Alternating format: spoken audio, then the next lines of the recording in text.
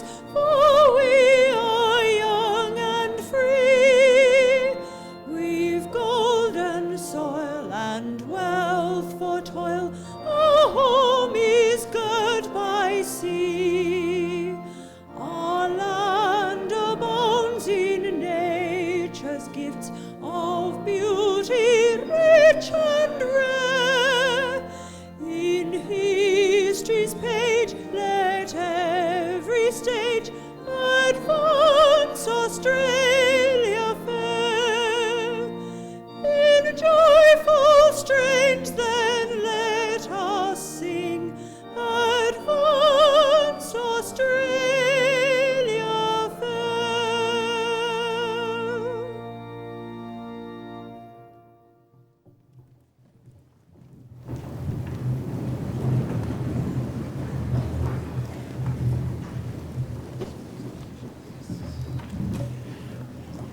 I would like to invite Sandra Griffin, a Warramai elder, to welcome us to country on behalf of the Awapakal community. Good afternoon, Chancellor, Vice-Chancellor, distinguished guests, ladies and gentlemen, Indigenous community members and graduating students. After seeing all the expectant faces down here, I think I might waffle on a bit and make it a bit longer for you to receive your award. But I won't do that to you. The Awapakal tribe were the traditional custodians of the land where Newcastle University now stands. They knew how to hunt, fish and gather food in the most fruitful seasons and took only what they needed. The Indigenous people were taught to love and respect our Mother Earth, and in return she gave us food and shelter. That way the future descendants were looked after. I feel proud that you, the students, have chosen Awapakal country in Newcastle Uni to educate yourselves. And I wish you luck in the big wide world you're about to enter. It is a pleasure and an honour to speak on behalf of the Awapakal people and their ancestors on this important occasion. Welcome to Awapakal country. Thank you.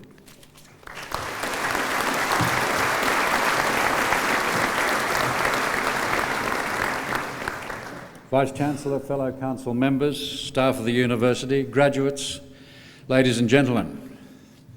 Graduation ceremony is an important and happy occasion for members of the university community. To all of you, I extend a very warm welcome. To the graduates, I offer my warmest congratulations and best wishes. The completion of a university degree is a fine achievement and you should be very proud of yourselves. To the families and friends of the graduates, while the university cannot offer you a reward as well, we do recognise the enormous contribution you've made in supporting your loved ones through the highs and lows of their time as a student. The success of the university is measured by the quality of its graduates. Survey results show us that employers are happy with the quality of our graduates, and in turn our graduates have a high level of satisfaction with their educational experience at the university. The University of Newcastle is committed to preparing graduates who will make a significant contribution to society, are adaptable global citizens, and are sought after by employers. To achieve this goal, the university is innovative in its approach to teaching and learning, notably through problem-based learning, in which the university is a pioneer, and more recently through developments in online learning. In the area of research performance, the university is ranked among the top 10 Australian universities. It has an annual research income in the vicinity of $25 million and a total annual research expenditure of $36 million. It's an exceptional achievement. Whether you are here today to receive your first undergraduate degree, a postgraduate coursework degree, or a research higher degree, you will have developed skills, knowledge, and the ability to think logically and laterally, qualities that are highly valued and will stand you in good stead for life and in the process of lifelong learning. You are one of 3,944 students who will graduate from the University of Newcastle this semester. Selected data from the profile of graduating students shows some interesting characteristics. 80% of you will be awarded an undergraduate degree, 18% will receive a coursework master's degree, and 2% will be awarded a research master's or Doctor of Philosophy degree. took approximately 5,000 hours of study to complete the requirements for your degree. This year's graduates' ages range from 20 to 90, and 58% of you are women. There are 35 Indigenous graduates this semester. 3/4 of you who were looking for work when you completed your degree will have found it, and your average salary is $35,000 a year. 2% of you went on to further full-time study. Over 60% of you live in the Hunter and Central Coast regions, while 4% live overseas. The rate of change in our society is such that whatever qualification you have completed, you will need to be engaged in lifelong learning to remain successful and competitive in the workforce. I hope that the skills you've acquired during your study at this university will stimulate your hunger for more knowledge and understanding. I'm confident that you will make contributions significantly to the local, national, and even international community. Please remember that as graduates of the university, you automatically become members of the graduate body, the Convocation. You join more than 70,000 other graduates worldwide and have an opportunity through elected representatives to participate in the governance and the development of your university. I hope that many of you will take that opportunity. I now call on Professor Bill Hogarth, Pro-Vice Chancellor of the Faculty of Science and Information Technology, to present graduates from that faculty.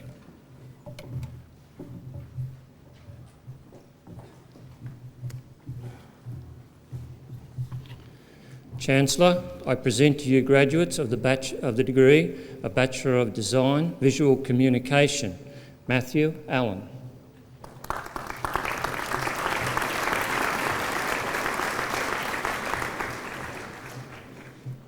Melanie Allen.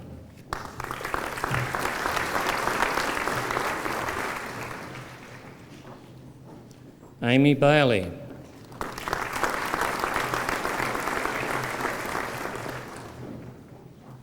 Victoria Bell.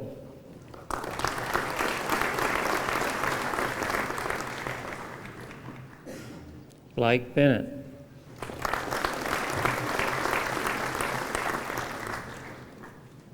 Stephen Bernardo.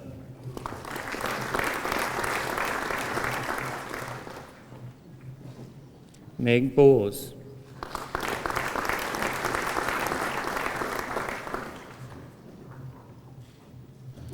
Emma Bowen.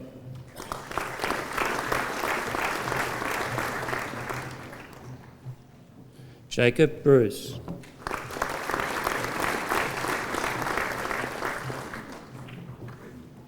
Brooke Campbell.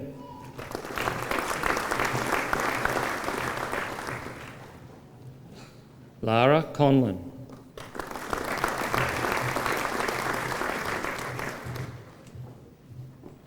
Peter Coolan.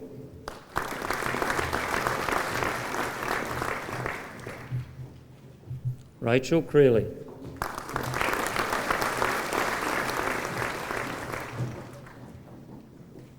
Mitchell Cummings.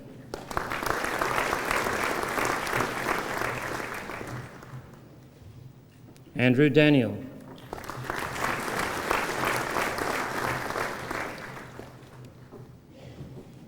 Rochelle Delaney.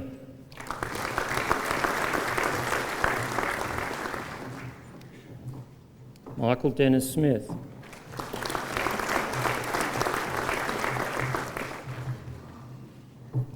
Kate Ditton.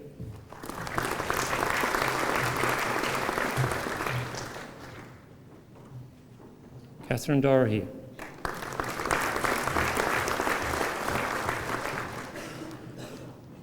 Joshua Drake.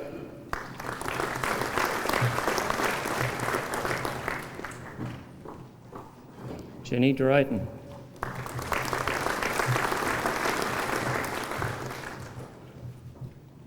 Lauren Eden.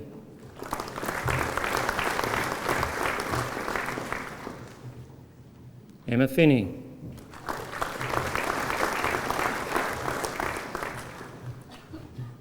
Anthony Healy.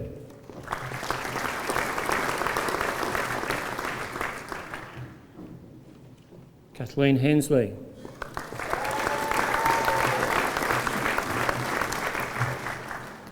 Christy Hall.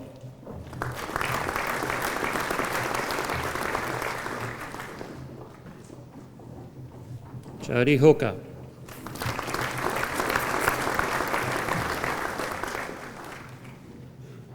Melanie Humphrey.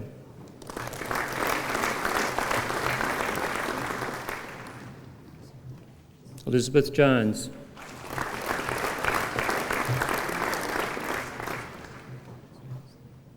Mark Keever.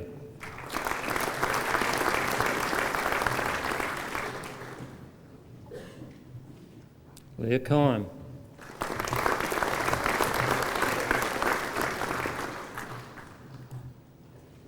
Ashley King.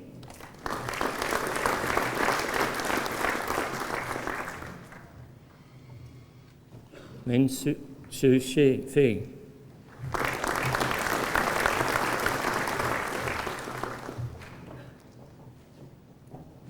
Amy Lee Manning.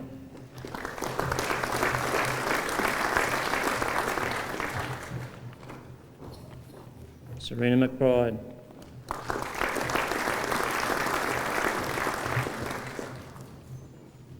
Prudence McKenzie.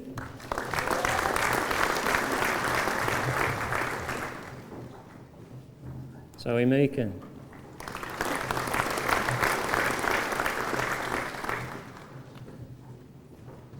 Joshua Monan.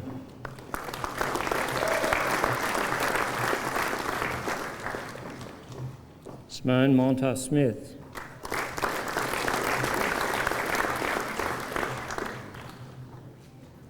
Amanda Parker.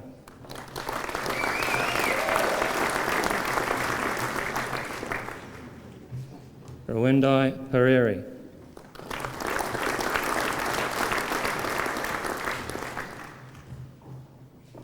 Michael Priest.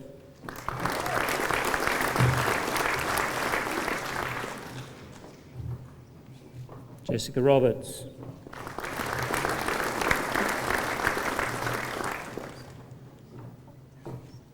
Matthew Ryan.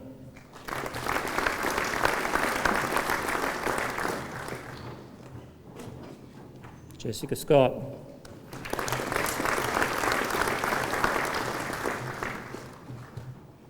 Karen Screen.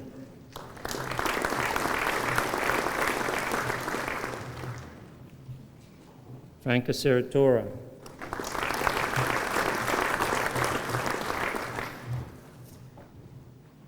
Bree Shearer.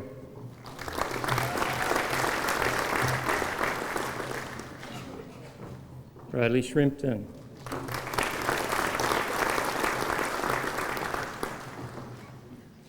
Douglas Smith.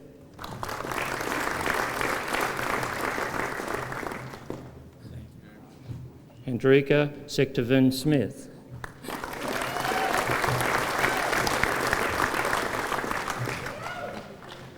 Erica Stowe.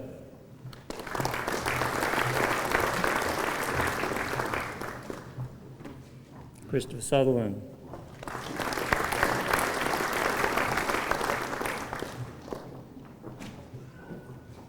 Rachel Simons.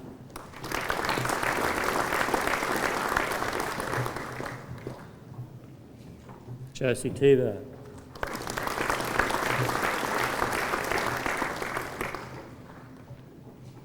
Ngela Tunnel.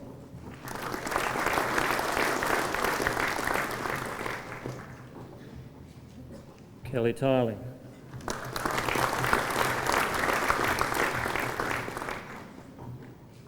Emma Veach.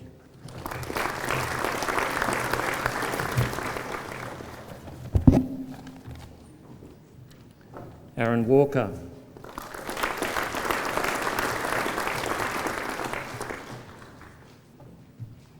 Nikki Williams.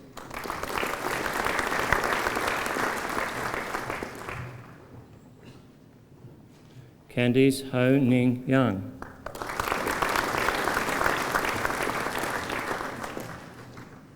Christopher Zyderwick.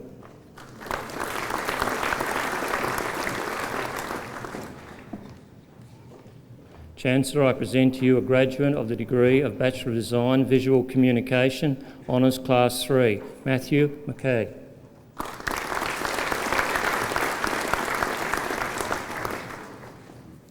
Chancellor, I present to you a graduate of the degree of Bachelor of Design, Visual Communication Honours Class 2, Division 2, Britt Varnes.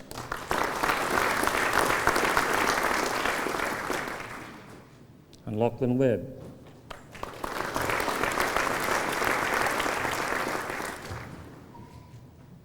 Chancellor, I present to you a graduate of the degree of Bachelor of Design, Visual Communication, Honours Class 2, Division 1, Robin Vanemet.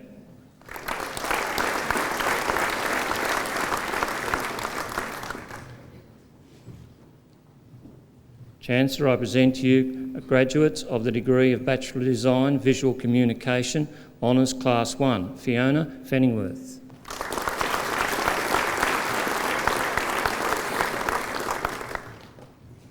Michael Widgery.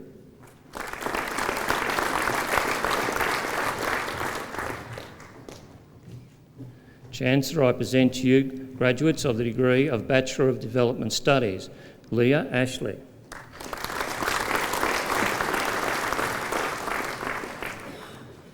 Jeffrey McMahon.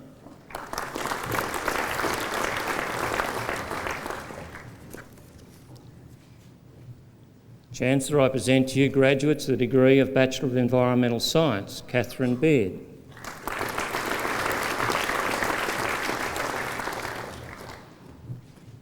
Marion Battershaw.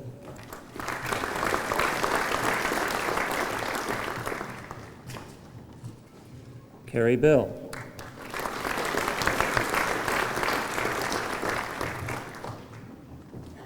Daniel Best.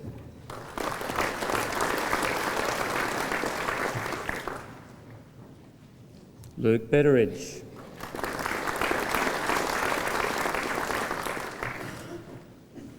Stephen Bragg.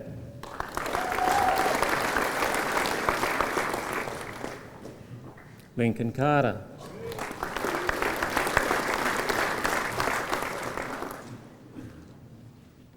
Jane Chapman.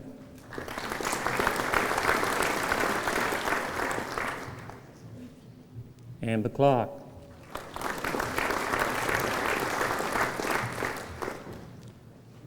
Ashley Beveridge.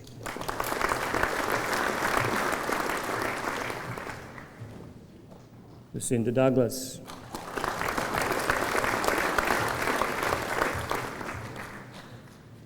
Kristen Dowdle.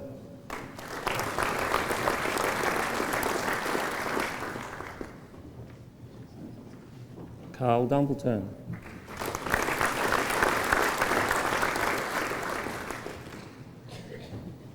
Trent Freeman.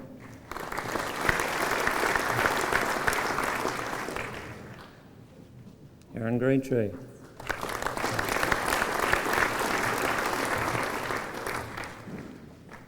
Andrea Geyer.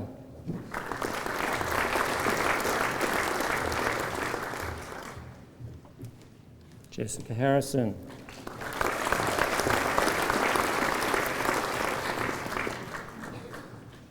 Sarah Harvey.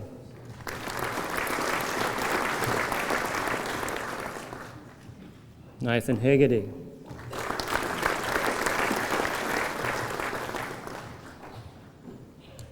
Paul Hillier.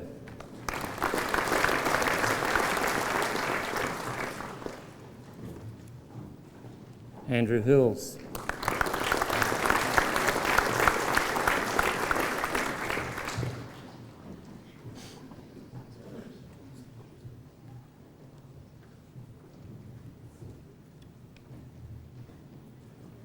Mark Manning.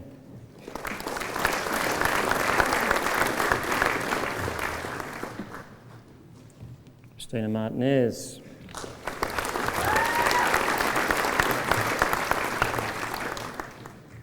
Sean Mackay.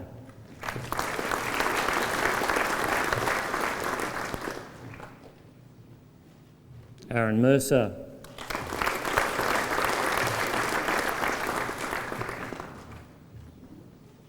Matthew Murphy.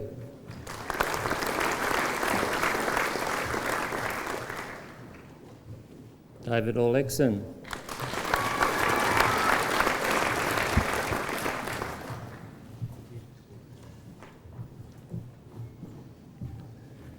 Jennifer Probert.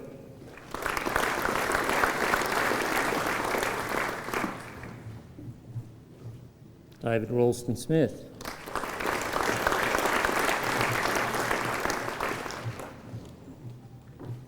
Philip Reid.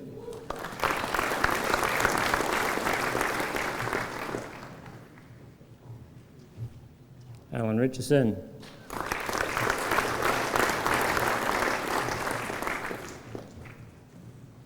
Patricia Robertson.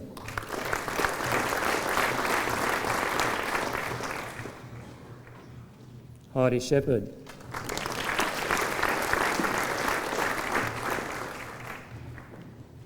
Harley Skian.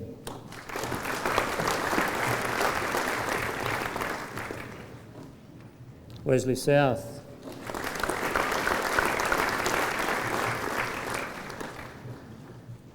Luke Warner.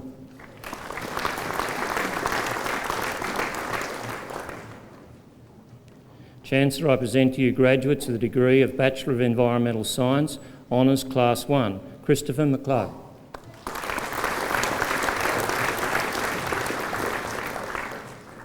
Sarah Norman.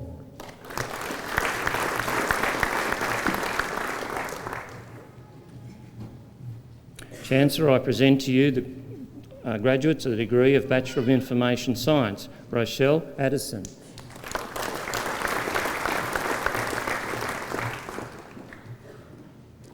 Alan Badentine.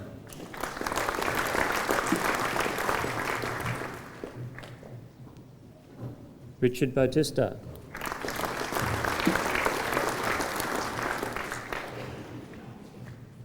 Umar Badi.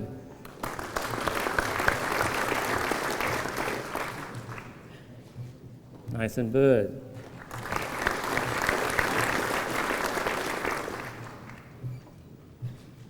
Michael Beauscheid.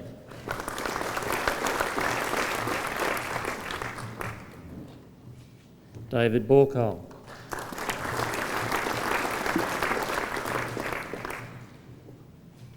Stephen Callan.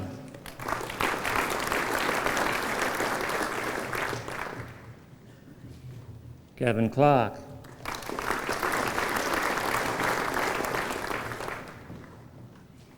Natasha Close.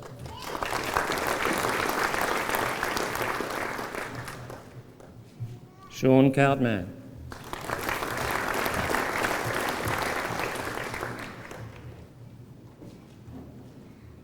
Craig Elliott.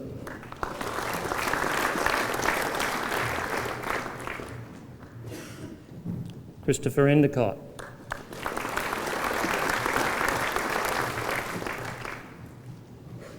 Scott Fleury.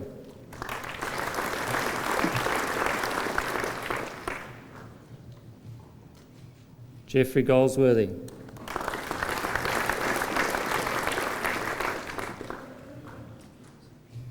Tanya Goodfellow.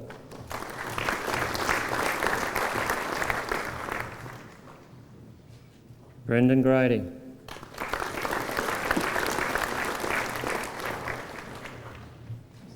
Matthew Hall.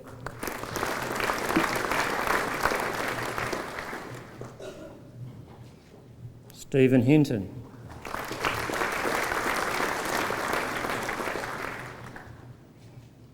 Andrew Howard.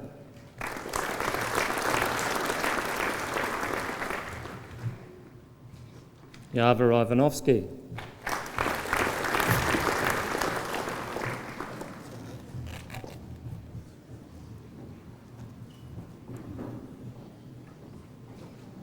Brendan Johnston.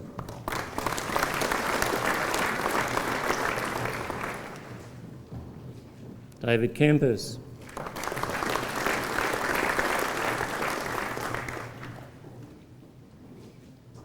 Lin Chiman.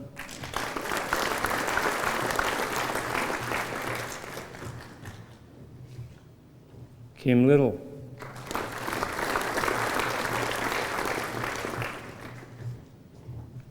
Aaron Lynch.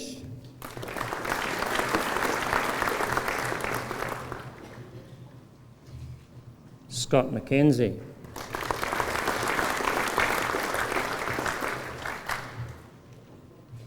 Simon Parbeck.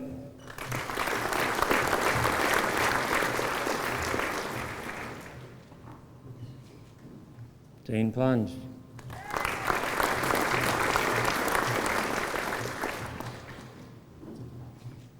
Adam Robertson.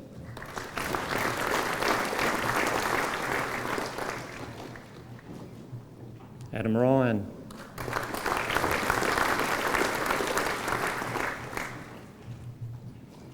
Terence Seaver.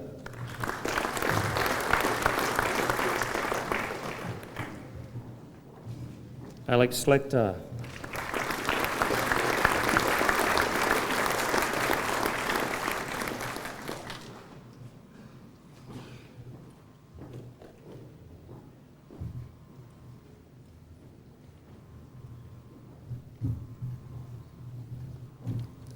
Brian Smith.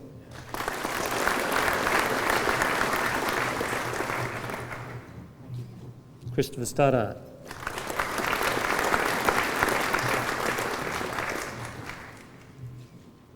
Andy Sen Chan Tang.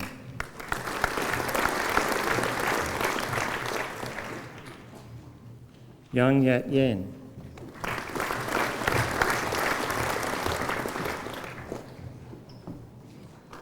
Jiang Yang Yang.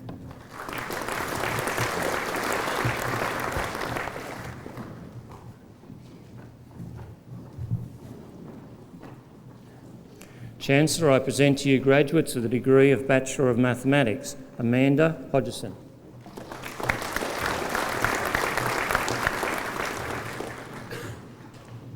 Aaron Hoy.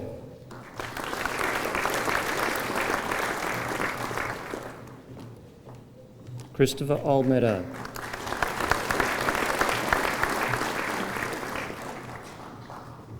Rebecca Smith.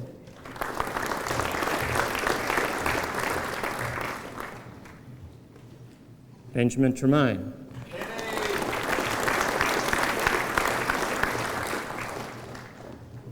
Wong Heng Kiat.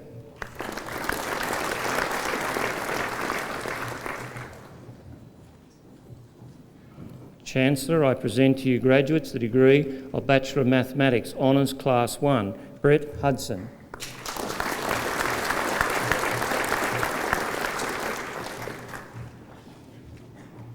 Chancellor, I present to you graduates of the degree of Bachelor of Psychology with Honours Class 2, Division 2, Thomas Bellamy.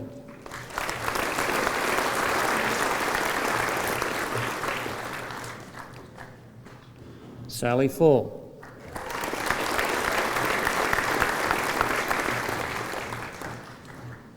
David Lynon.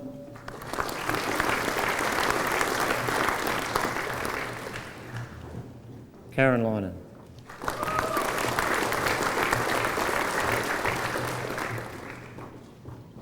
Chancellor, I present to you graduates of the degree of Bachelor of Psychology with Honours Class 2, Division 1, Laura Bailey.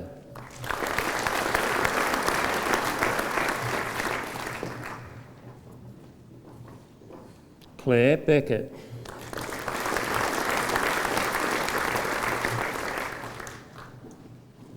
Lauren Brown.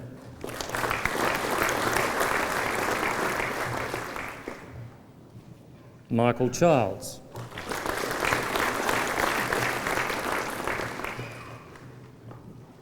Mary Glenn.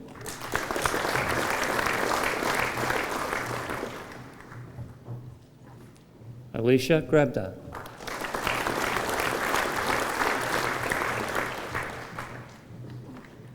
Jennifer Grant.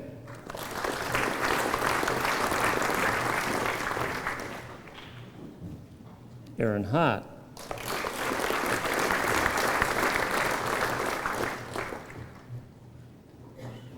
Todd Hurd.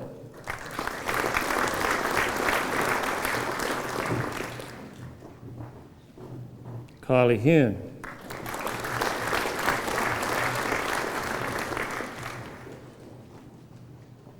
Amanda Jeffries.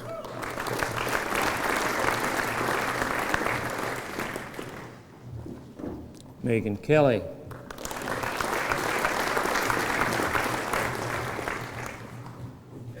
Helen Keenan.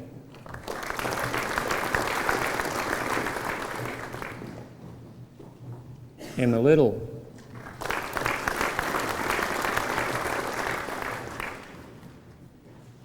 Marianne McPhail.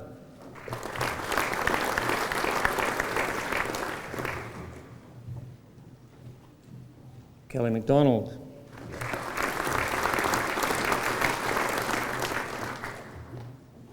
Catherine Mitchell.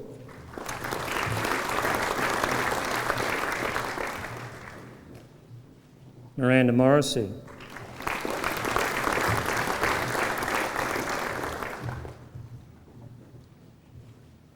Melissa Piggott.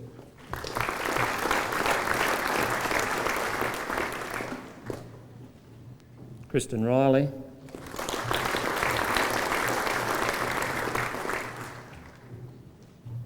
Megan Robb.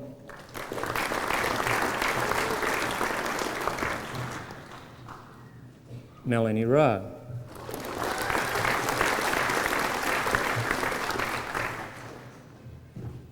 Aaron Simpson.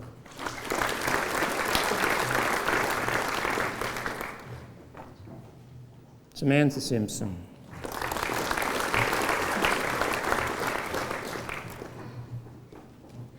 Kate Thomas.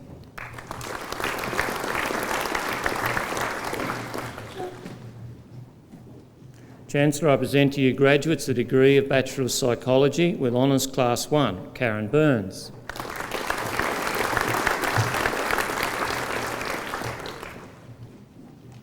Anna Davies.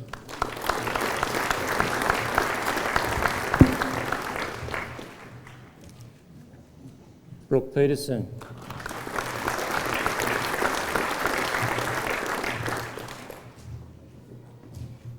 Paula Y.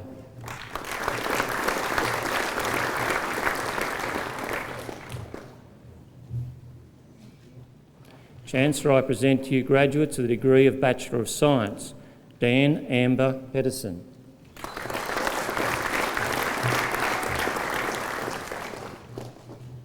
Eric Andrews.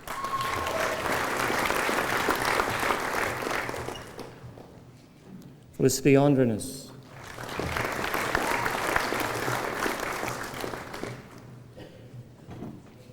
Heidi Aikens.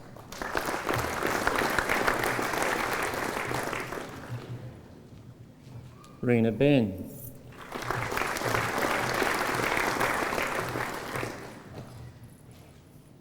Usman Badi.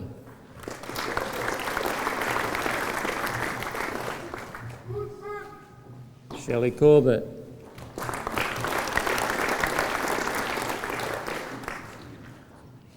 Joel Curran.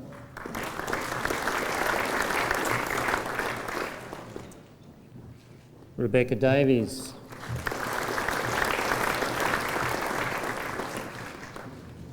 Sarah Dawson.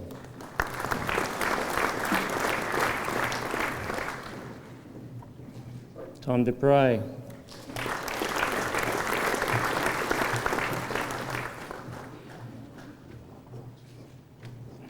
Your Anthony Turasami.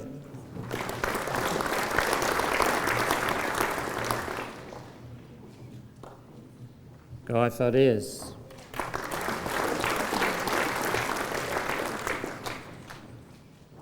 Alyssa Follett.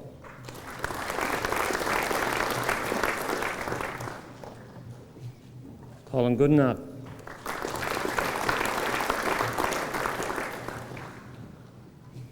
Renee Hicks.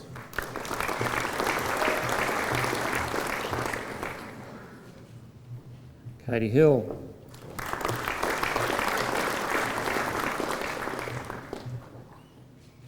Kieran Hinks.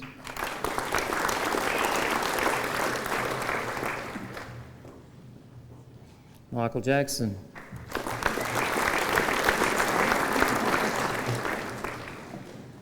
Tiffany Koss.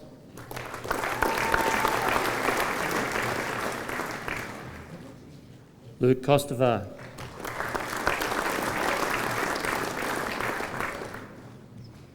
Cameron Leslie.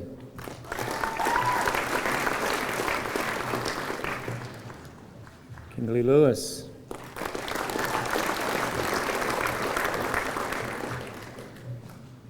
Jeffrey Little.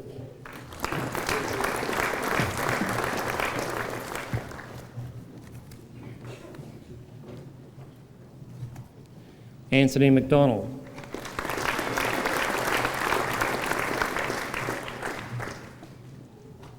Troy Medhurst.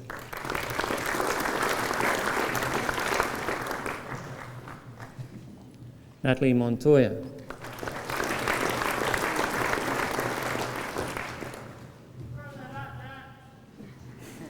Naomi Myers.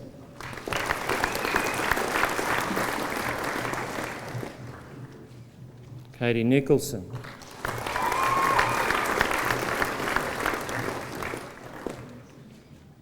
Jeffrey Noble.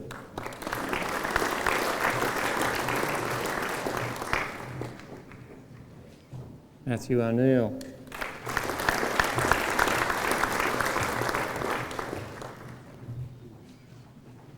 Michelle Payne.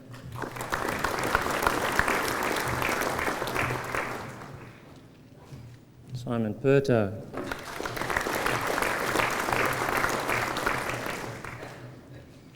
Luke Price.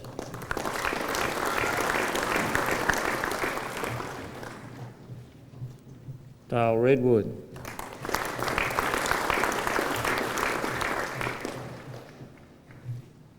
Stuart Reeves.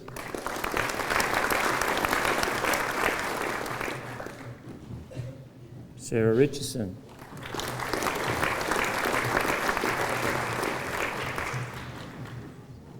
Michael Robertson.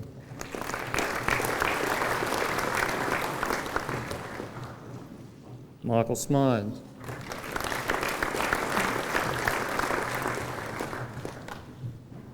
Michael Statler.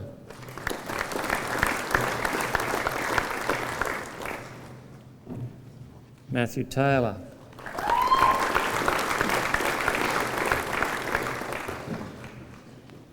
Tammy Taylor.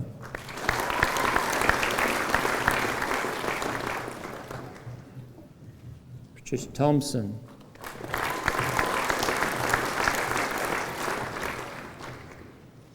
Duncan Thompson.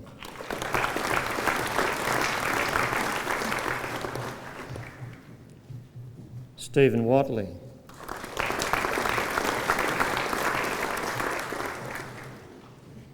Kathleen Wright.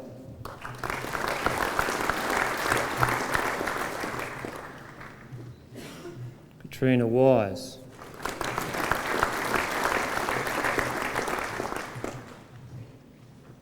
Chancellor, I present to you a graduate of the degrees of Bachelor of Science and Bachelor of Arts. The graduate has studied these awards simultaneously. Damien Colbert.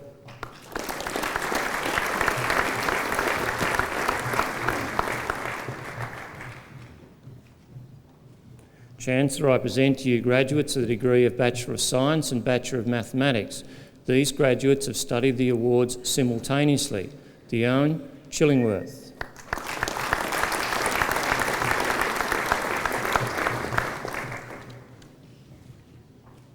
Alistair Page.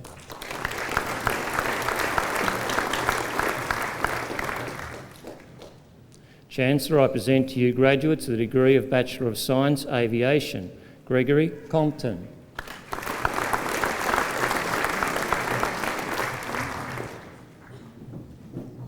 Benjamin Ford.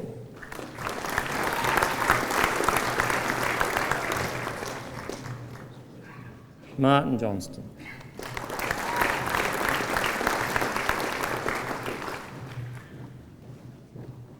Cameron Lowe.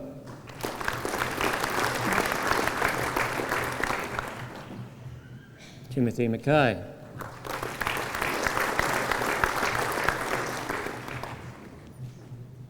Duncan Mitchell.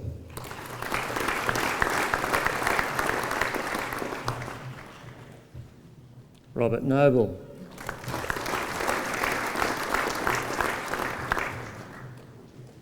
Matthew Priest.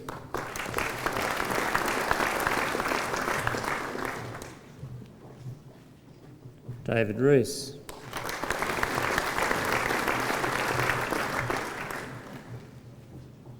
Luke Rydelsha.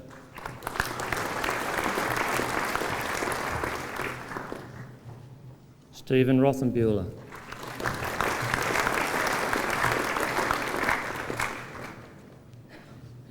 Catherine Rumsey.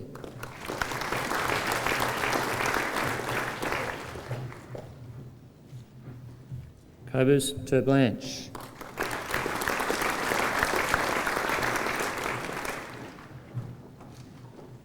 Colleen Try.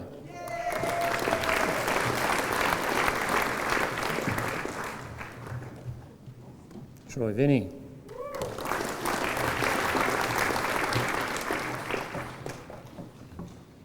Chancellor, I present to you graduates of the degree of Bachelor of Science, Biotechnology, Katie Ashton.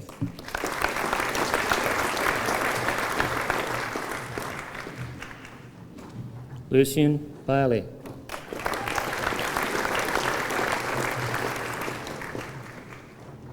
Lauren Boyes.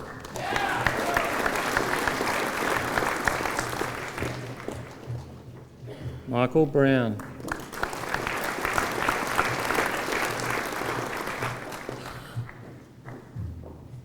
Danielle Campbell.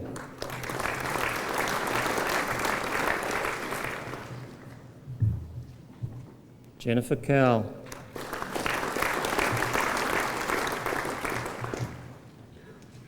Daniel Danaher. Sorry.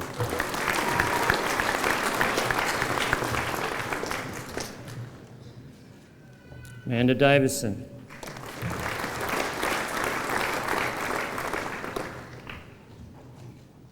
Chantel Fitzsimons.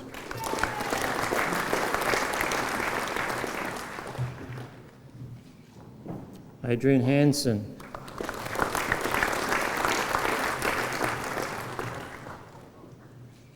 Jennifer Heath.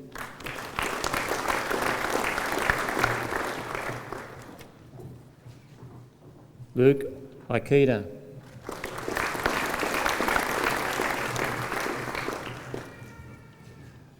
Yan Hua Lee.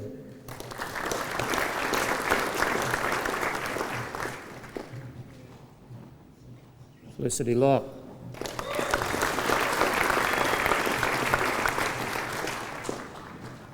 Michelle Lockhart.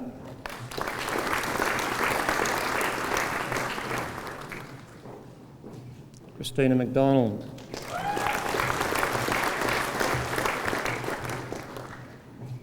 Lisa Mitchell.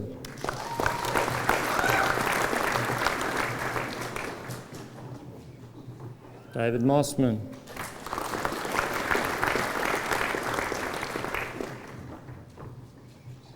Pauline Nagu.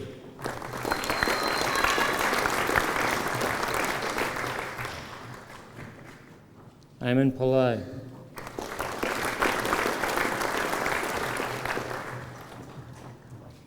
Michelle Radcliffe.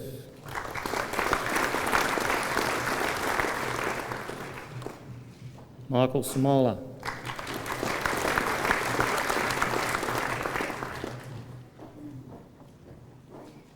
Cassie Thomas.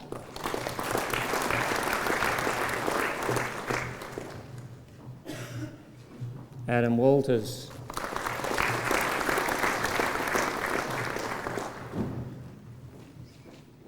Roxanne Witherdon.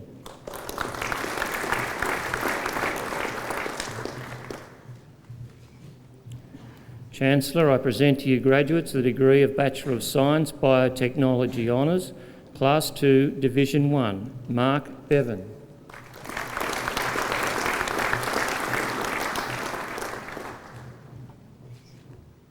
Linda Dirks.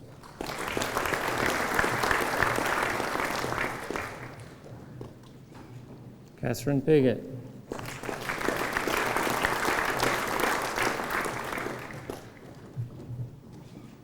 Joanna Taylor.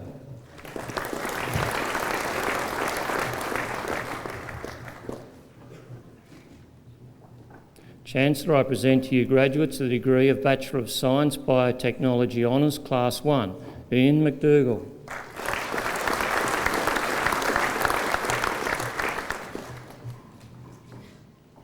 Sheila Martin.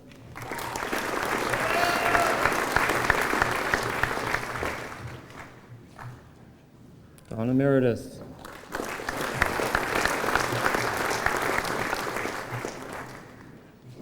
Trina Perla.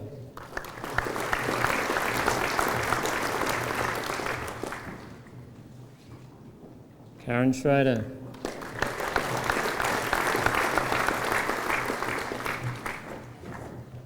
Andrew Walsh.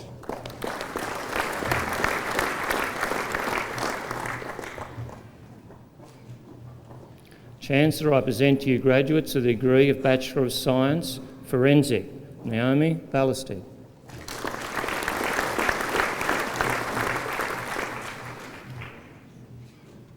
Adam Barry.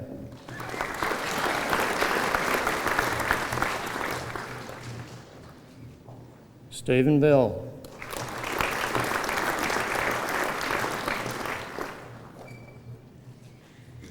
Nicholas Ferguson.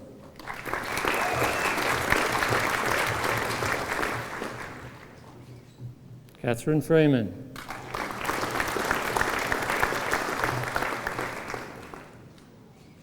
Erin Mate.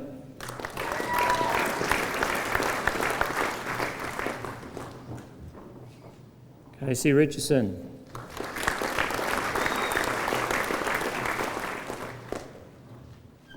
Ryan Shaw.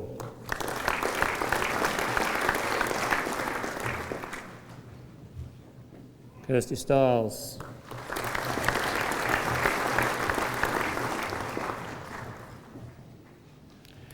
Chancellor, I present to you a graduate of the degree of Bachelor of Science Honours, Class 2, Division 2, Gisela Rashid.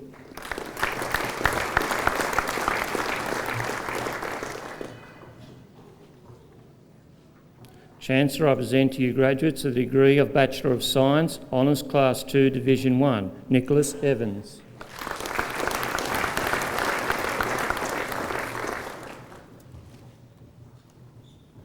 Chancellor, I present to you graduates of the degree of Bachelor of Science, Honours Class 1, Jennifer Addison Jones.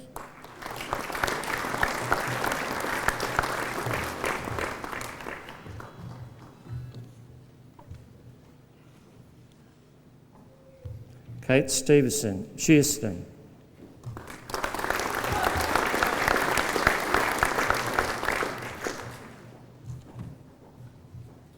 Judith Gordon.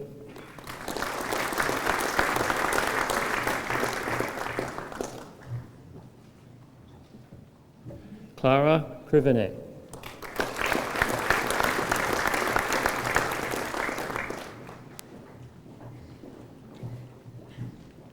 Deborah Landenberger.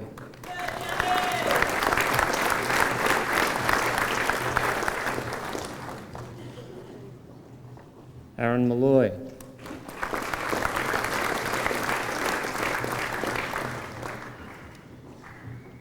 Len McElwain.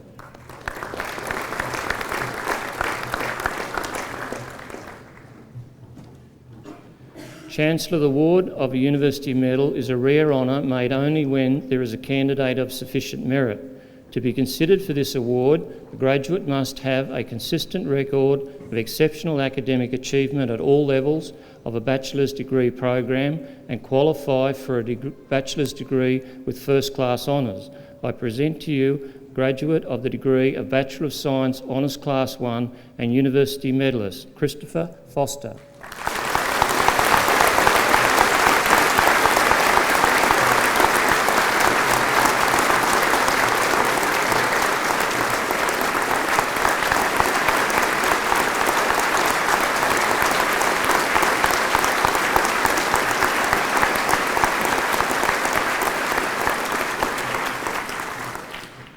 Chancellor, I present to you graduates of the degree of Bachelor of Science Photonics, Andrew Malloy.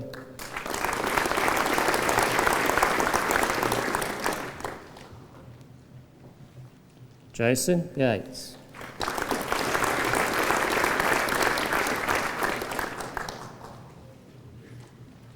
Chancellor, I present to you graduates of the degree of Bachelor of Science Professional with Honours Class 1, Jeremy Arnott.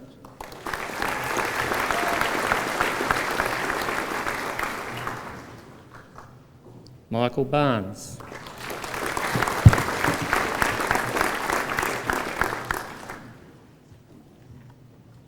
Nathan Napier.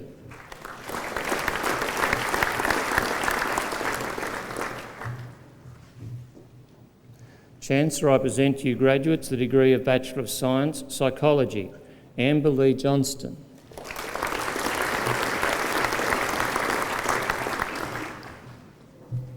Elizabeth Lawson.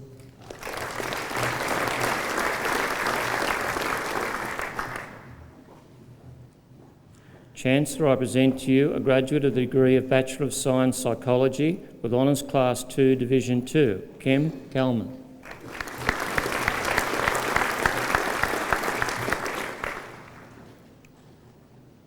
Chancellor, I present to you a graduate of the degree of Bachelor of Science, Psychology with Honours Class 2, Division 1, Cara Thompson.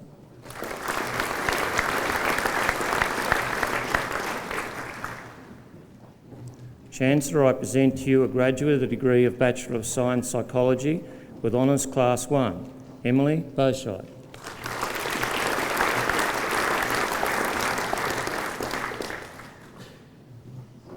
Chancellor, I present to you a graduate who has satisfied the requirements of the award of a Graduate Diploma in Information Technology, Anne Shanks.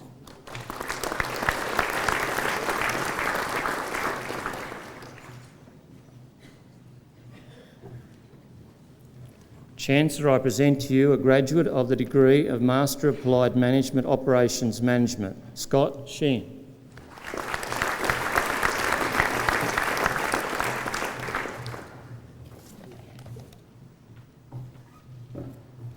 Chancellor, I present to you graduates of the degree of Master of Aviation Management, Emmy Berry.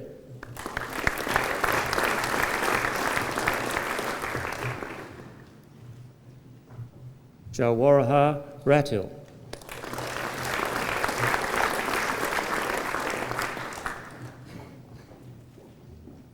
Richard Sellers.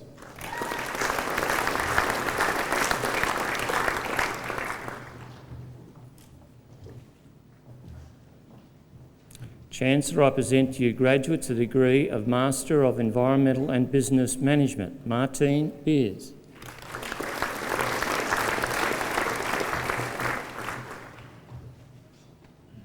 Andrew Hutton.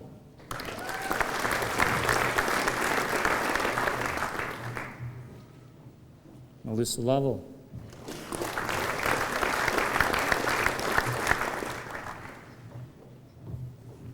Tuello Schuster.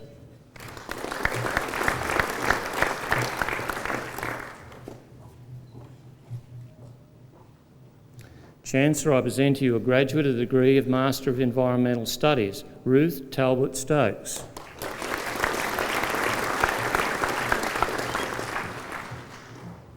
Chancellor, I present to you graduates of the degree of Master of Information Technology, David Bellette.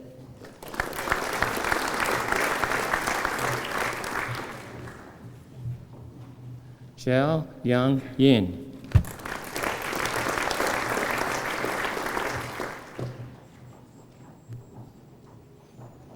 Li Gao.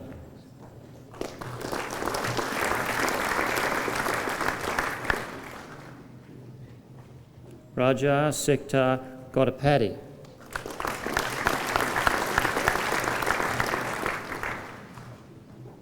Robert Kantarovsky.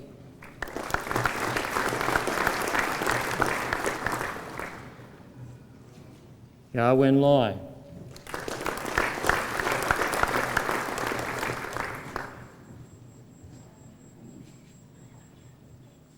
Sanjinwara Molagoda.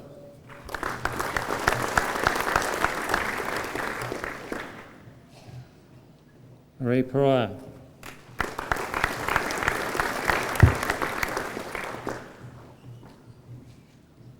Xinwei Wang.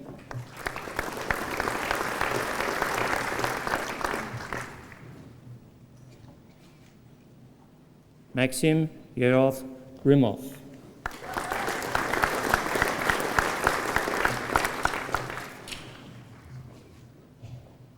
Chong Hui Zhang.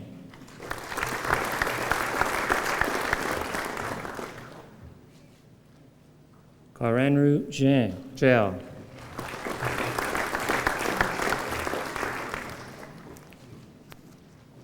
Chancellor, I present to you a graduate of the degree of Master of Scientific Studies, William Hessel.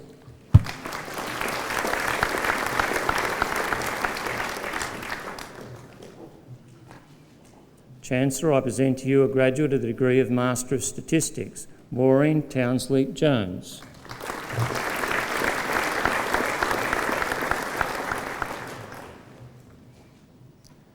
Chancellor, that concludes the presentation of graduates from the Faculty of Science and Information Technology.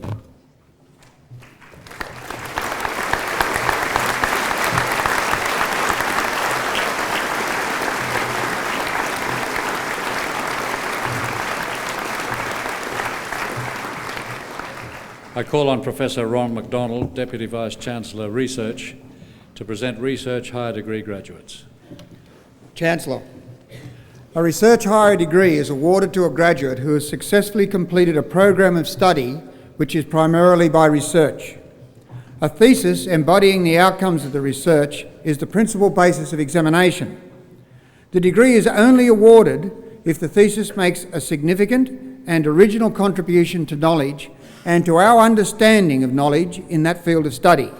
Today, the University is proud to honour graduates who have satisfied the rigorous criteria for the award of a Research Master's or a Doctor of Philosophy degree. Chancellor, I present to you Yasmina Nastasi for the degree of Master of Psychology Clinical.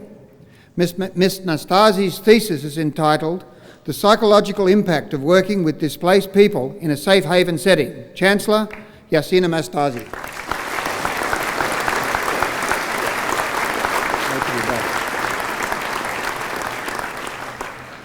Chancellor, I present to you Susan Pervin for the degree of Master of Psychology Clinical.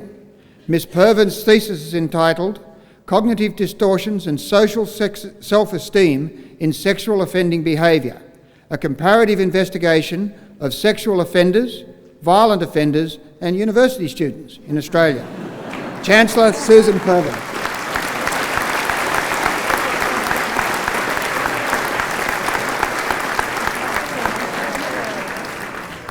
Chancellor, I present to you Vicky Richards for the degree of Master of Psychology Clinical. Ms. Richards' thesis is entitled Cognitive and Drug Predictors of Post-Operative Delirium in Community-Dwelling Older Elective Orthopaedic Surgery Patients. Chancellor, Vicky Richards.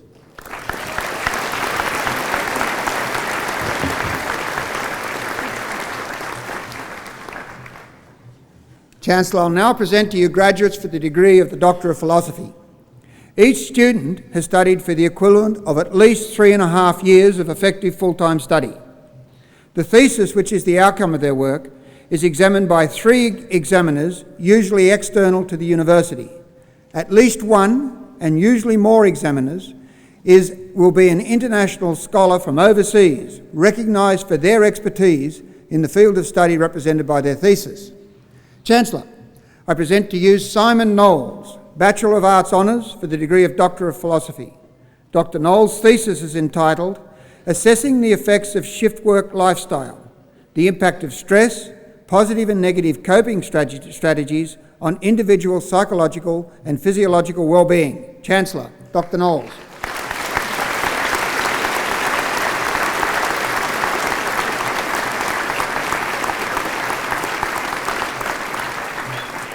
Chancellor, I present to you John Sosted, Bachelor of Arts Honours for the degree of Doctor of Philosophy.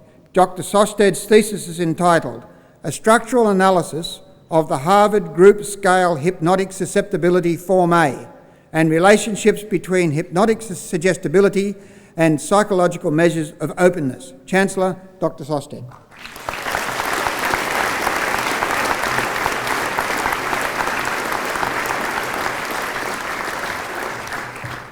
Chancellor, I present to you Brendan Smith, Bachelor of Science Honours for the degree of Doctor of Philosophy. Dr. Smith's thesis is entitled Interviewer Judgment and Decision-Making Performance and Effectiveness, an Experimental Analysis. Chancellor, Dr. Smith.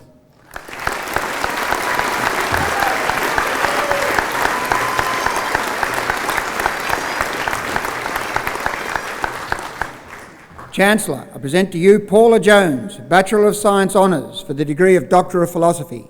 Dr. Jones' thesis is entitled Examining the Ability of the Cesium-137 Technique to Quantify Rates of Soil Redistribution and Sedimentation in Arid Western New South Wales, Australia. Chancellor, Dr. Jones.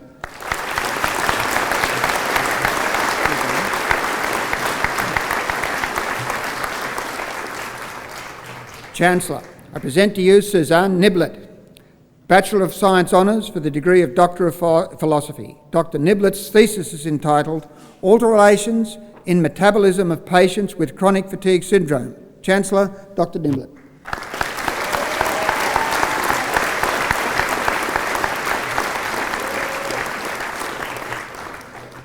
Chancellor, I present to you Chantal Peters, Bachelor of Science from the University of Sydney, Bachelor of Arts and Bachelor of Science Honours from the University of Newcastle for the degree of Doctor of Philosophy. Dr. Peters' thesis is entitled Thermostable Hemolysins from Coagulase Negative Staphylococcus. Chancellor, Dr. Peters.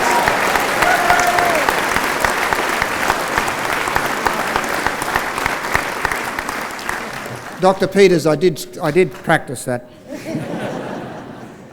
Chancellor, I present to you Eni Silviani, Bachelor of Science from Andalas University, Master of Science from Banding Institute of Technology for the degree of Doctor of Philosophy.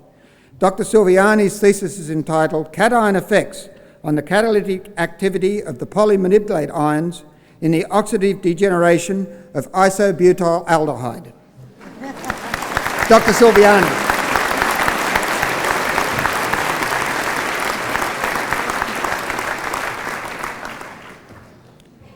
Chancellor, I present to you Margaret Wade, Bachelor of Science Honours for the degree of Doctor of Philosophy. Dr. Wade's thesis is entitled Activation of Motility in Spermatozoa from the Cauda epidemis of the rat. Chancellor, Dr. Wade.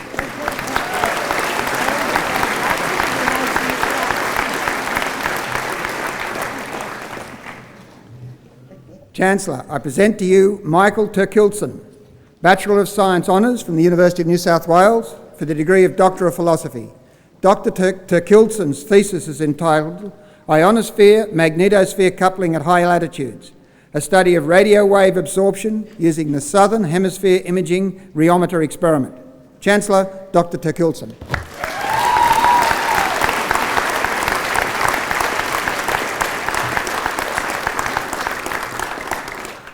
Chancellor, I present to you Christopher Oliver, Bachelor of Science Honours for the degree of Doctor of Philosophy.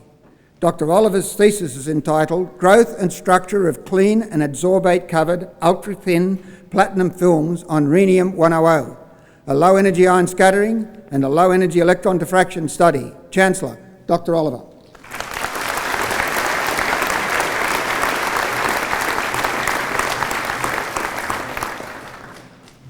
Chancellor, I present to you Tapawosi Lotanawu, Bachelor of Science Honours for the degree of Doctor of Philosophy. Dr. Lotanawu's thesis is entitled The Propagation of Electromagnetic Ion Cyclotron Wave Energy in the Magnetosphere. Chancellor, Dr. Lotanawu.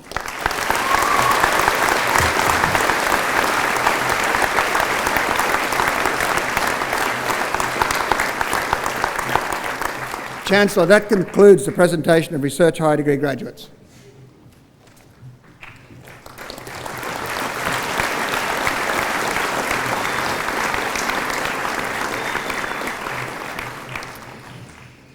I now call upon the Vice-Chancellor, Professor Roger Holmes, to present a candidate for an honorary degree. Chancellor, I have pleasure in presenting to you Brian Gilligan for admission to the degree of Doctor of Science honoris causa. Chancellor, in June 1983, it was announced that the Wetland Centre at Shortland, approximately 2 kilometres north of this hall in which we now stand, were to become a garbage dump for the City of Newcastle, and that Highway 23 was to pass through the middle.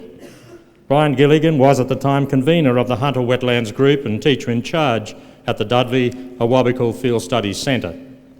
The announcement spurred him into action. With local environmentalists, Brian set to work convincing the Newcastle City Council, the state government and the corporate sector to support the concept of a wildlife sanctuary at the Hexham wetlands. In 1985, the New South Wales Premier, Mr Rann, officially launched the Wetlands Project. To mark Brian's contribution to the establishment of the Shortlands Wetlands Centre, an island was named after him as the first director of the Shortland Wetlands Centre. Gilligan's Island is now a favourite haunt of a flock of magpie geese, and the Shortland Wetlands Centre is now regarded as a wetland of national importance. It is a tremendous resource for the schools of our region and this university. Brian left the Wetlands Centre to become the director of the Northern Region's Environmental Protection Authority. Under his guidance, the EPA developed a reputation for innovative and proactive approaches to resolving complex and emotive issues, including contaminated land issues, controversial development proposals, and other land management issues. During this period, Brian Gilligan was an influential member of the Hunter Water Corporation and worked to set up innovative schemes to deal with Hunter River salinity problems. Brian left the EPA when he was appointed the Director General of the New South Wales National Parks and Wildlife Service and became responsible for the management of 7% of New South Wales, that is 6.3 million hectares of land in more than 600 parks and reserves. As Director General of the New South Wales National Park and Wildlife Service, Brian instituted a more community-friendly approach to park neighbours, a more collaborative approach to other government agencies, and a more professional and efficient approach to dealing with sensitive and contentious issues. Through his skills as a negotiator and communicator, Brian was able to achieve a significant expansion of the New South Wales National Parks and Wildlife Service and a broader acceptance of the role and stature of the service within the community. Brian's tenure to the New South Wales National Parks and Wildlife Service has, however, not been without controversy. Throughout difficult and sometimes tragic events such as the Thredbo landslide, Brian has demonstrated dignity and commitment to the community and to his role as a senior government representative. He has shown that it is possible to work together with the community, business and interest groups, environmental lobbyists and the government to find solutions to manage our natural and cultural heritage in a sustainable manner. Brian's skills and achievements were officially recognised in 1986 when he was awarded the Convocation Newton-John Award for Innovation and Creativity in a chosen field. The award reflects the high regard with which our graduate community has held Brian Gilligan, and it is a demonstration of our appreciation of Brian's contribution to the community through his passion for wetland ecology and its management. The life and career of Brian John Gilligan single him out as one of the finest graduates of the University of Newcastle. He has worked tirelessly within his community to pursue a vision of a sustainable environment, making a significant and lasting contribution to the community in which we all live. Chancellor, it is with great pleasure that I present to you Brian John Gilligan, Bachelor of Arts, Diploma of Education and Master of Arts from the University of Newcastle for admission to the degree of Doctor of Science, honoris causa. Congratulations. Thanks very much. Thank you.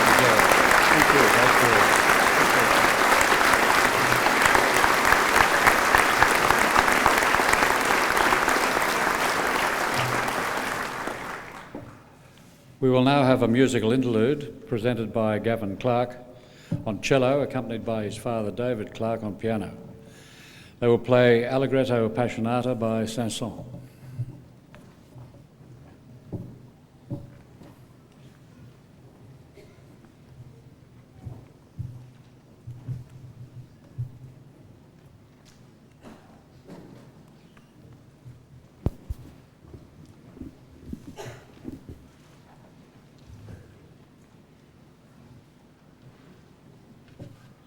Thank you.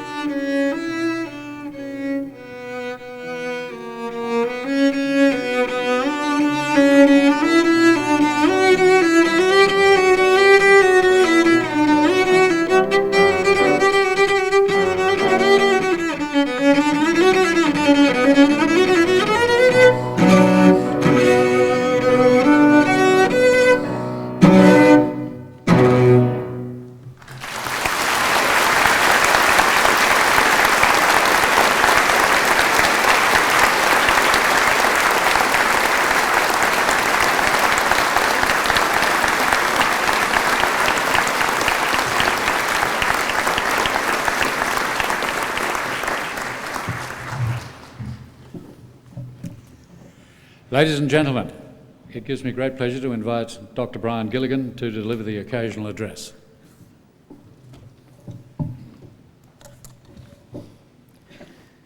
Chancellor, Vice-Chancellor, members of Council, distinguished guests, graduates, visitors to the university, and a particular acknowledgement to Auntie Sandra and the traditional owners of the Awabakal land on which we're gathered. Today belongs to the graduates, as it should. Congratulations on your achievements in successfully completing your various courses of study and research. I should say that in this company I feel slightly awkward, having completed various component units in geography, geology and biology, but I've never actually graduated in science. And indeed, it was only through Professor Beryl Nasher exercising some discretion and allowing me to continue in geology that I was able to complete a major in geology. And it's a rare opportunity for me to publicly thank Professor Beryl Nasher for her encouragement and support at that time. It's appreciated. The honorary degree, which I'm grateful to have had conferred on me today, is not the result of a focused program of study or research, but rather, as has been said, honoris causa, which literally translated means in name only. Lest you get the wrong idea, no, I didn't study English or Latin particularly, and indeed it took me 3 attempts to pass English 1 in one of the horror periods of my life. The honorary degree is an acknowledgement of learning gleaned from life experience and work, and it carries with it an obligation for me to share with you some insights from my working life to date, in the hope that they may be of some value to you as you embark upon postgraduate careers. You're graduating in a wide range of fields, with the common element that you've undertaken a systematic study of the nature and behaviour of the universe, or some small part of it. The body of knowledge and skills accumulated by people such as you over the last several generations has added enormously to the health and well-being of human populations and our understanding of natural systems. This is justifiably a source of much pride and satisfaction for our society and for our institutions. However, the unapplied science that has been long proven but has not yet been effectively employed to deliver benefits for humankind and the well-being of the planet's natural values is, in my view, a cause for concern and shame, indicating our collective failure in the delivery of fundamental benefits based on established science. Some of you will no doubt pursue careers that further extend the frontiers of science with new discoveries and innovative research. However, the vast majority of you will work more or less within the bounds of existing knowledge, as it is today, seeking to broaden community understandings and enhance the application of knowledge long known to science. From experience, I can tell you that this is a pursuit beset with a disconcerting array of obstacles, which can give rise to a great deal of frustration and occasional despondency. But it's also, I believe, the most fertile ground for cost-effective delivery of real benefits to millions of people and to our co-inhabitants of the planet. Don't get me wrong, continuing research and refinements are very important and need to be supported. But imagine for a moment that for the next little while we don't make any new discoveries, but instead concentrate on putting in a comprehensive effort to better apply what we already know. For example, we already know what we need to know to address most of the critical natural resource management issues that we face. But our community decision-making and administrative systems have too often failed in the delivery of results. The fundamentals of public health and hygiene have been known for generations, but essential services are still not available to many disadvantaged people and communities. 10 years ago, I witnessed the anguish and frustration of the highly qualified Environment Protection Authority scientists engaged in the Sydney Metropolitan Air Quality Study. Now, the science of air pollution and smog formation was relatively straightforward, but the manner in which it was articulated so that it could provide a sound basis for public policy and could be communicated by decision makers to cynical motorists whose vehicles were generating most of the pollution was a major challenge. Stormwater programs initially faced the same challenge, with EPA social research demonstrating that the general public was simply not tuned in to the very basic science of the connection between what people were prepared to discard in gutters, gullies or drains in one part of a catchment and their concerns about water quality at the bottom of the catchment where they wanted to go swimming. It's since been very encouraging to see numerous local stormwater programs based on good science being effectively communicated and translated into practical solutions, thanks to the application and further development of that social research.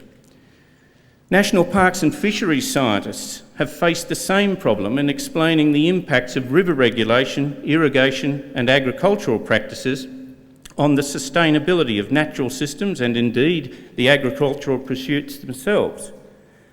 Sensible application of even the best articulated science will always be challenged by short-term private interests, and long-term public goods will continue to be put at risk.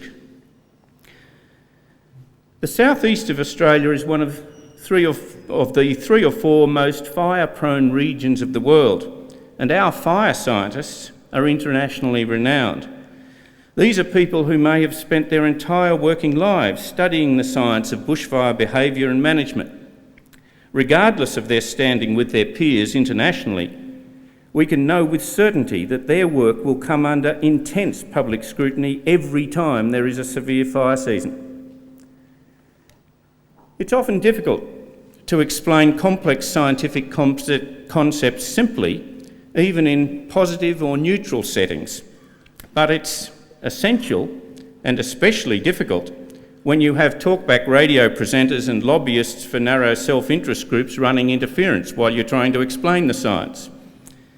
It's a bit of a chicken and egg problem that limited community knowledge and understanding of the relevant science allows those with narrow self-interest to get away with arguments that don't stand up to rigorous scrutiny. Ironically, it's not easy to get people's attention to explain the science, and sometimes a bushfire emergency offers the best opportunity to actually hold people's attention and get a message across.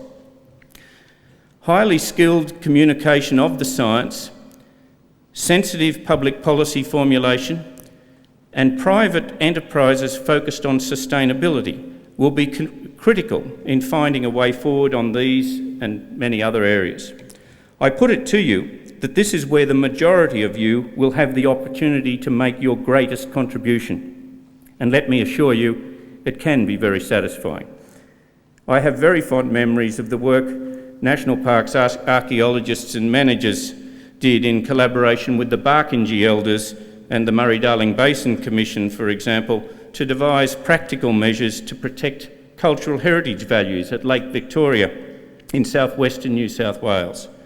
This required the sensitive mix of archaeology, engineering and especially community engagement to deliver a sustainable management regime for the lake that was respectful of its cultural and natural heritage values. Just before Easter, I had a phone call from a Hunter Valley farmer I hadn't heard from for nearly a decade. We reminisced about the old debates between farmers and coal miners over saline discharges to the Hunter River. Those bitter debates are thankfully now largely a thing of the past, thanks to the lateral thinking and the practical determination of all sides to apply some basic science that has provided the foundation for the Hunter Salinity Trading Scheme. It's been a very satisfying thing for me to have played a small part in that work. So every branch of science represented by graduates here today has a contribution to make if we are to go anywhere near fulfilling the potential of the existing body of scientific knowledge we have at our disposal. I urge you to focus on practical applications, focus on simpler and better communication of ideas, focus on calmly explaining the scientific principles regardless of the heat and the static generated by others running self-interest agendas. Focus on how to translate your science into sound public policy and sustainable private enterprises. This work could fill many lifetimes. It could provide for many satisfying careers. Choose your path. Take pride in the knowledge that your contribution will be a valuable one. Be true to yourself and your science, and I'm sure that you'll do your university proud. I wish you all the best.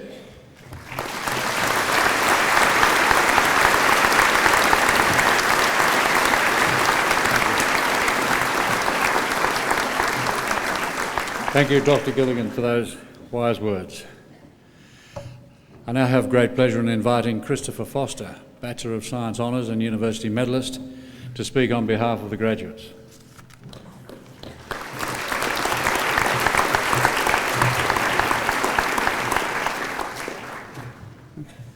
Chancellor, Vice-Chancellor, members of the Council, staff of the University, families and friends of graduates, and most importantly, graduates. I've been asked to speak on behalf of graduates here, hopefully injecting some sort of student perspective into the proceedings. In short, I'd like to talk about the journey we took to get here and the people and experiences which we met along the way. As students of the Faculty of Science and IT, I thought everyone would be a bit more at home if I wrote this speech in the style of a scientific paper or lab report. The idea grew on me since it would be probably kinder to put everybody to sleep within the first 2 minutes, and anyone who's read a scientific paper will be familiar with the effect. So, I suppose the abstract would go something like this. A number of students, many of them just out of school, were turned into certified scientists by a process known as unification. The results were found to be consistent with the known grand unified field theories. The method is as follows. Briefly, take each student and soak in a solution of one model knowledge for 3 years. If not, check that knowledge has been absorbed to at least half the original concentration. If not, continue the process in half-yearly steps. There is, of course, a lot more to university than passively absorbing knowledge. We have made lasting friendships, overcome difficult challenges, and had many great social experiences. For many of us, memorable events include Autonomy Day, live music at the Bar on the Hill, bar trivia at the Godfrey Tanner Bar, sport at the Forum, the list goes on. Most of us have experienced the best value in town at the Shorten Union, so it was sad to learn of the recent fire damage. As well as this, we come away with many great experiences from the university clubs. In particular, I'll remember the timeless sage advice offered at the Forum climbing well. When stuck on a particularly difficult climb with the question, where do I go now? Invariably the startling answer is, go up.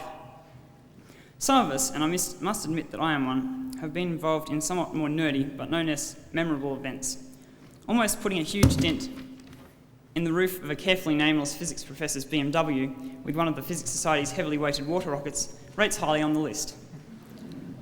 Also notable were skyviewing nights with the Newcastle Astronomical Society and a short and fascinating series of seminars on the philosophy of physics, in which the physicists learned that we didn't understand philosophy and the philosophers learned we didn't understand physics.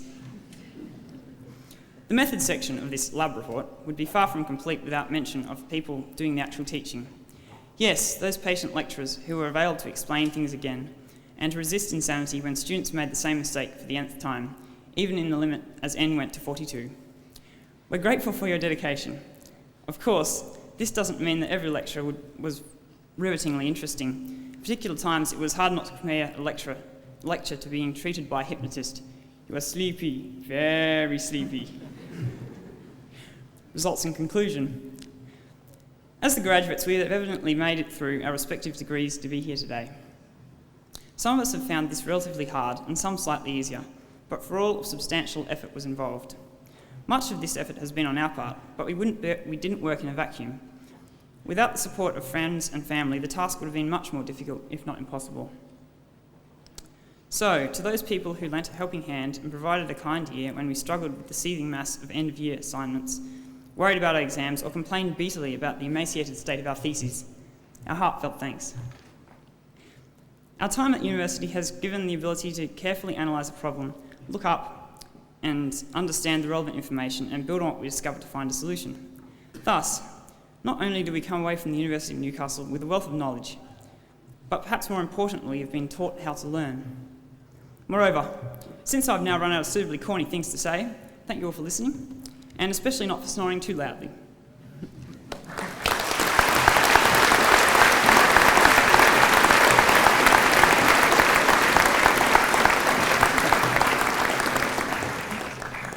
Christopher Foster, thank you very much for that fascinating scientific paper. Ladies and gentlemen, I hope you enjoyed today's ceremony, and thank you for joining the university community in the celebration of the conferring of degrees. The University Union invites you to make your way to the Brennan Room in the Shortland Union, where refreshments will be served. Thank you.